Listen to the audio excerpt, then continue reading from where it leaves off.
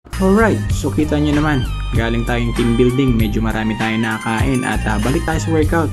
So ngayon po ay nag-tricep po tayo, no? And then syempre nag-chest na rin tayo. So after workout, magpalit po tayo ng t-shirt. And then syempre sabayan na rin natin maghilamos tayo. So mapapansin niyo, medyo namumutok yung muscle natin sa tricep kasi yan talaga yung binugbog natin ngayon. And then syempre yung ating chest, no? So kita nyo naman po, no? Kakaroon na yung progress, medyo umaalsa na yung ating dibdib, no? So kita nyo naman po. So medyo may taba-taba ng konti sa ating gilid, pero grabe, yan yung tricep natin medyo masakit talaga. At yun, after natin, syempre maghilamos po tayo, no? Okay?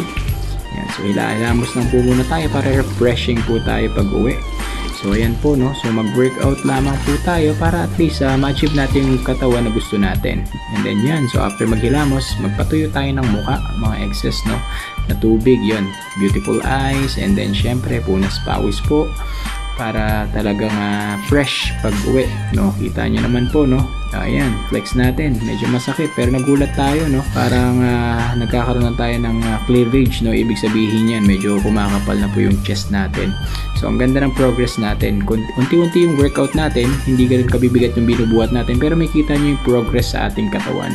Yan, tricep po. Grabe, yung pump niya. So sulit, no? So ano lang, focus. And then syempre kailangan natin consistency. Consistent lang sa mga workout na ginagawa ninyo, and at the same time sa mga food intake ninyo. So dapat tama lang at hindi susobra ang mga kinakain natin palagi. So sana po na-inspired kayo sa ginagawa ni Coach Dennis. So kayo din sana mag-change na rin kayo ng lifestyle. At salamat sa panonood.